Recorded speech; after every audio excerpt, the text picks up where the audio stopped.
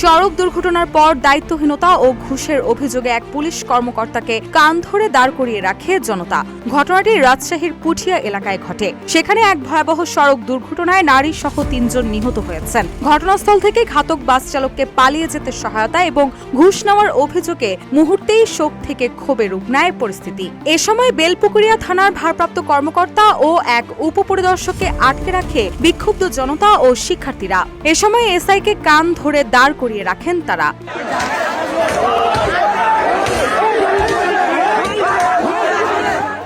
25 জানুয়ারি বিকেলে আনুমানিক 5টার দিকে রাজশাহীর দিক থেকে আসা একটি যাত্রীবাহী অটোরিকশার সঙ্গে বিপরীত দিক থেকে আসা রাজকীয় পরিবহন নামের একটি বাসের মুখোমুখি সংঘর্ষ হয়। এতে ঘটনাস্থলে একজন নিহত হন। প্রত্যক্ষদর্শীরা জানান, ঘটনার পর স্থানীয়রা আহতদের উদ্ধার করে রাজশাহী মেডিকেল কলেজ হাসপাতালে নিয়ে গেলে কর্তব্যরত চিকিৎসক আরও 2 জনকে মৃত ঘোষণা করেন। নিহতদের মধ্যে একজন নারী ও 2 জন পুরুষ রয়েছেন। তাদের একজন বরেন্দ্র বিশ্ববিদ্যালয়ের শিক্ষার্থী বলে নিশ্চিত হওয়া গেছে। এছাড়াও দুর্ঘটনায় আহত অটো রিকশার আরও কয়েকজন যাত্রী হাসপাতালে চিকিৎসাধীন রয়েছেন।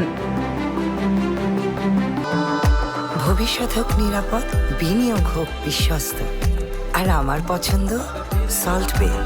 ওয়েলকাম টু সল্ট বে।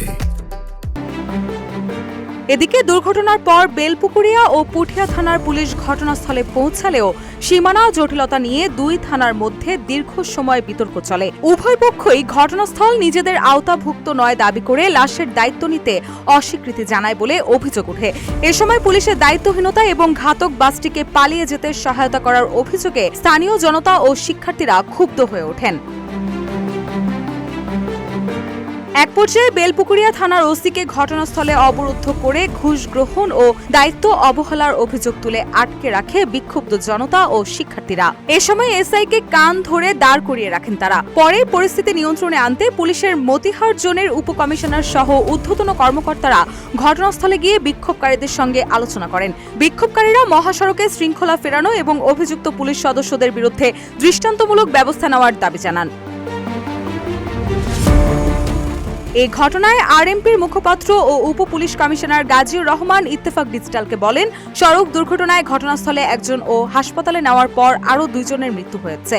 এর মধ্যে একটি গুজব ছড়িয়ে পড়ে যে পুলিশ ঘুষ নিয়ে ঘাতক বাস চালককে পালিয়ে যেতে সাহায্য করেছে। এতে জনগণ ক্ষুব্ধ হয়ে ওই ঘটনা ঘটায়। তিনি আরও বলেন, ওই বাস চালক দুর্ঘটনার পরপরই ট্রাক নিয়ে পালিয়ে যায়। পরে একটি পাম্পে বাস রেখে গা ঢাকা দেয়। এদিকে আইনি কাজে বাধা ও পুলিশকে হেনস্থার ঘটনায় পুলিশ মামলার প্রস্তুতি নিচ্ছে বলেও জানান তিনি।